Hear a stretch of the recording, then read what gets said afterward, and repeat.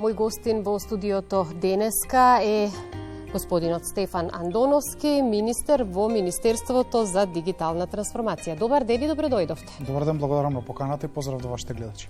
Министре, најпрвин би сакала да ве прашам како тече повикот за пријавување за изработка на веб страници од страна на општините и кои општини се најзаинтересирани? Дали поголемите или помалите општини во државава? За многу кратко време скоро да исполнат бројот на можност која што имаме за аплицирање. Заклучно со вчерашниот ден 39 институции, претежно општини, околу 30 на општини и 9 институции од јавниот сектор имаа веќе поднесено барање за изработка на веб страница.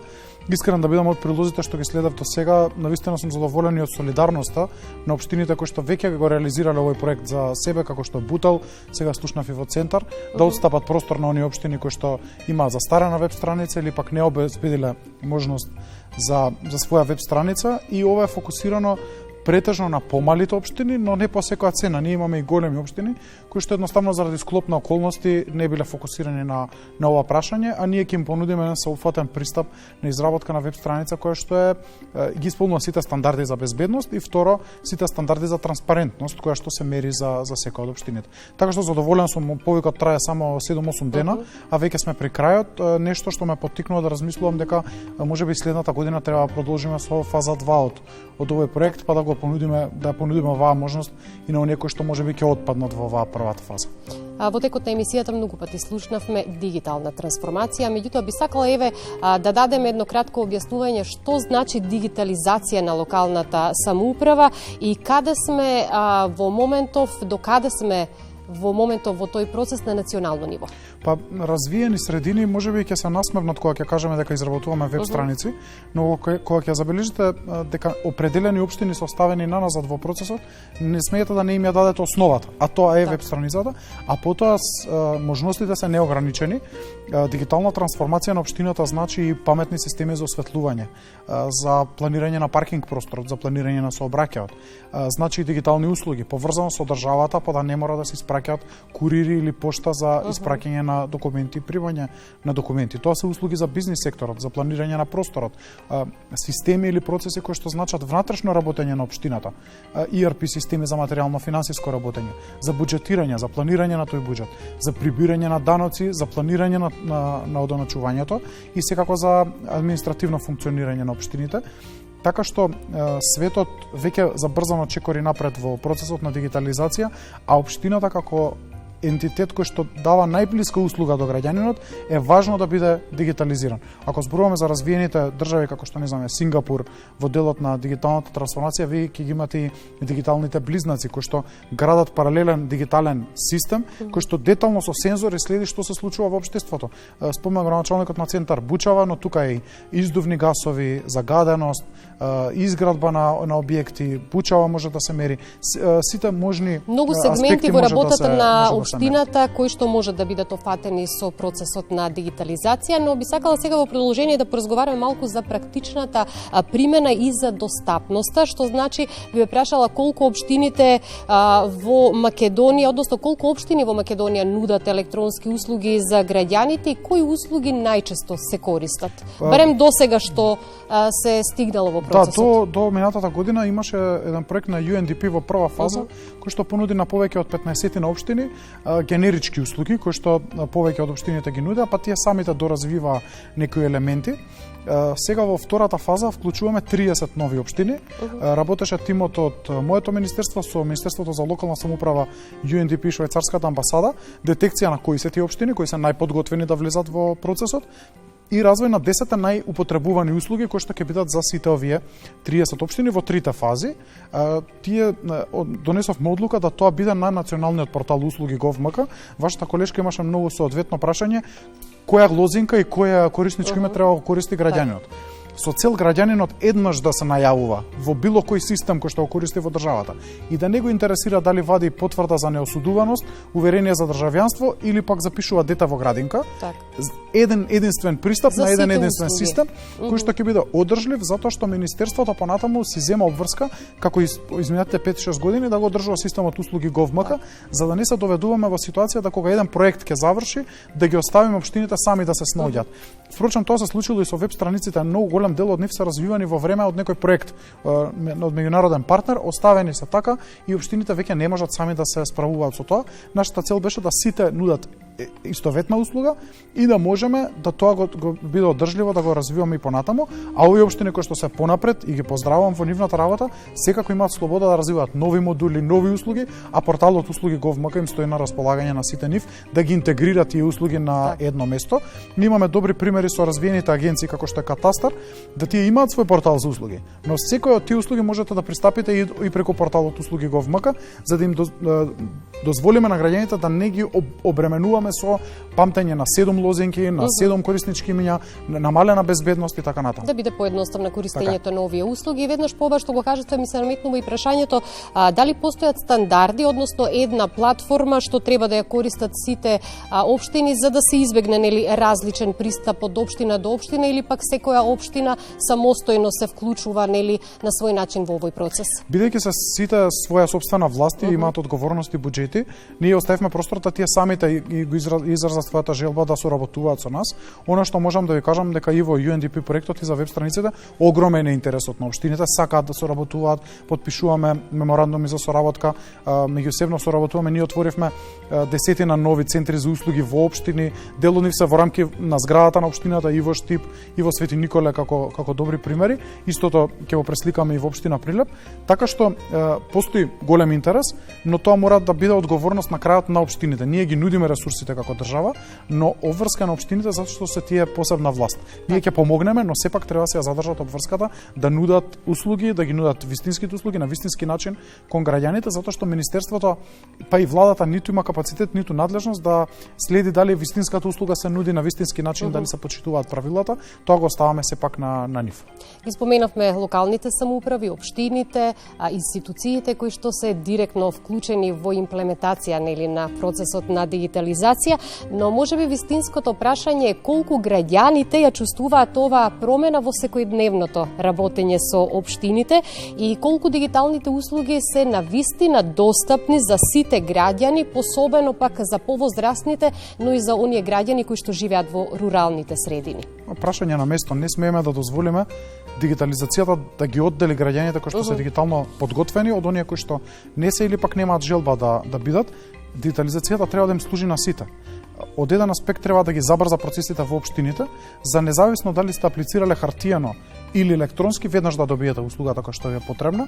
И во втора фаза, на оние кои што не можат, не знаат, треба да им се помогне. Тука ни се центрите за услуги на располагање, каде што имаме обучени професионалци од Министерството, кои што нудат услуги на граѓаните. Се надевам дека и општините, по примерот кој што го слушнав во Прилеп, сум го видел и во други општини, ќе нудат такви едношалтерски системи, во кои што доаѓате на еден шалтер, а тој позадински ја врши работата за вас, за луѓето кои што не знаат, не сакаат или не можат да користат дигитални услуги. Знаете, има една парадигма, порано имаше пракса да се обучуваат сите граѓани да мора да користат дигитални алатки. Сега правецот е толку да ги симплифицирате, да ги поедноставните дигиталните алатки, да тие може да ги користи секој. И многу едноставен пример, јас често го користам, никој не ги обучува повозрастните да користат Facebook. Никој не ги обучува да користат Viber, па сите користат. Со еден ден кратко со своите внуци или деца ќе се подучат и веднаш можат да ги користат. Улогата на државата и на општините треба да биде таква. Толку да го поедноставиме системот, да биде наједноставен за користење за секој граѓанин, независно дали има или нема некаква обука.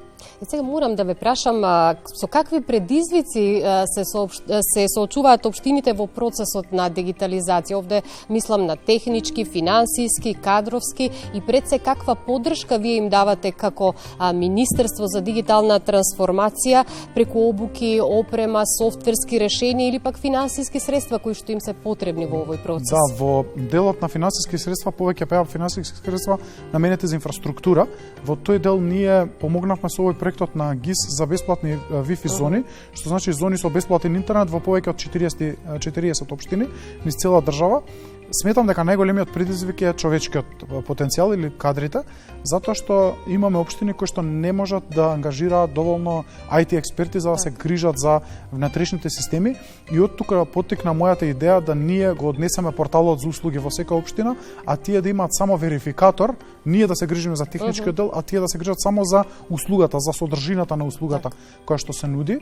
Така што и во наредниот период очекувам дека особено помалите општини, руралните општини ќе имаат потешкоти во делот на IT персоналот, но се надевам дека со меѓусебна соработка, со меѓуопштинска соработка со другите соседни општини, па ангажирање на еден тим од професионалци кои што ќе помагаат на сите, а ние ќе помагаме по друга страна со обуки на тие избрани луѓе, затоа што нареднава година еве можам да го најавам проектот за Академија за дигитални вештини или Центар за дигитални вештини во Министерството за дигитална трансформација, кој што ќе избере 100 експерти од различни области или административци од различни области низ цела држава и од општини и од централна власт и ќе поминат многу сериозни и многу темелни обуки за користење на дигитализацијата во нивното работење. Тука не се фокус на инженери, туку фокус на луѓето кои што работат на проекти, а сега ќе можат да ги искористат алатките на дигитализацијата. Слушнавме и во претходните прилози линковското јавување дека некои општини веќе го имаат направено дигиталниот исчекор, некои малку повеќе, некои помалку, но сите се трудат нели што е можно повеќе да го вклучат овој процес на дигитализација, но кога може да очекуваме граѓаните низ општините во Македонија да можат целосно онлайн да поднесуваат барања, да плаќаат такса, да добиваат документи или било какви информации од општината? Да, можам да зборам за проектот кој што ние ќе го работиме, тој ќе заврши до 2028 година, до крајот на мандатот, така што сите општини кои што ќе бидат вклучени во овој проект, тоа се 30-тина, плюс овие 20 кои што планираме да ги мигрираме на националната платформа услуги GovMK, ќе можат да нудат услуги онлайн и да ги нудат тие са најкористените 10-тина. Секако можеби да останат некои адхок услуги кои што ќе се користат хартијано, но тие се навистина во помал број, така што очекувам до 28 сите овие пакет на 55-60 општини да бидат вклучени, зошто да не и да помогнеме и на останатите да додадеме напор, но јас мислам дека треба да си постават општините независно во кој процес на до каде сте стасани со процесот на дигитализација, овие основи да ги покријат до крајот на нивниот мандат до 29-та година. Жалосно е што некои општини има големи исчекори напред, имаше период во кој што почнаа да стагнираат или да се враќаат назад. Тоа не смееме да го дозволиме. Тука ми е многу силен фокусот да ние базата поставиме еднаш и веќе да не се враќаме позади таа база, што значи електронско плаќање данок, веб страници, електронски услуги за граѓаните, основните, внатрешните процеси, електронска архива, процес менеджмент внатре, ERP, така што овие основи кога ќе ги поставиме, потоа можеме да размислуваме сите за понатамошен развој. Дигитализацијата нема крај. Имам уште многу чекори за да стасаме и до развиените европски држави, развиените држави во светот, но вака базата мораме прво да поставиме, а потоа да размислуваме за овие чекори. И што е многу важно, би сакала да ве прашам кој е вашето мислење колку дигитализацијата може да придонесе за поголема транспарентност, но и зголемување на довербата во работата на општините? Многу. Јас често го кажувам примерот со уверението за државјанство. Важеше правило дека мора да познавате некој во вашата општина, во вашето место на живење, вашата полициска станица, кој што ќе ви издаде побрзо уверение за државјанство. И беше пример дека вие мора да купите кафе или да однесете некој чоколадо или нешто благо на човекот кој што тоа го издава. Сега мене ми е вака жал за тие луѓе кои што не се веќе толку главни во своите средини. Сега веќе луѓето онлайн за 1 минута вадат уверение за државјанство. Тоа беше напор на Министерството за внатрешни работи и секако наш на порталот, така што ова ќе го предизвика и исто ова ќе се реплицира и во општините. Сигурно на некои кои што до сега имале некои бенефиции од вработените во општините, нема да им се допаѓа. Но за граѓаните тоа ќе значи брза услуга, ефикасна услуга и услуга која што не зависи од човек, туку зависи дали сте ги исполнили условите кои што ви следуваат. И мислам дека многу граѓаните ќе бидат позадоволни. Покажува резултат на мерењето на транспарентност на институциите оваа година. Ние сме најтранспарентната институција во државата, заедно со Министерството за одбрана, затоа што тргнавме со пример. Ние вака работиме и се надевам дека на истиот начин ќе можеме тоа да го пресликаме и во другите институции, особено во општините кои што се првиот однос на граѓанинот со државата е во општината.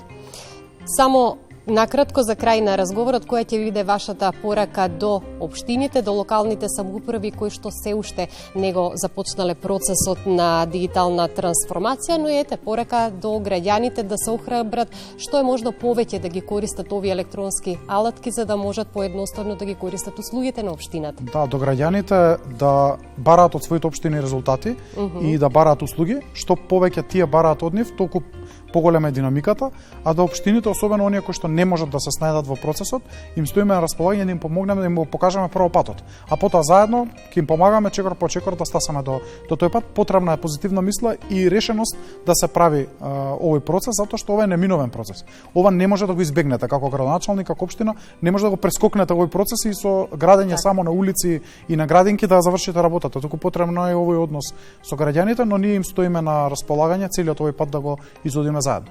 Ви благодарам многу за гостувањето, ми беше задоволство и ви посакувам успешна работа и успешен процес на дигитална трансформација во земјава. Благодарам многу на поканата и се надам на следна емисија ќе можеме да зборуваме за резултатите од сите овие иницијативи. Секако, се надевам.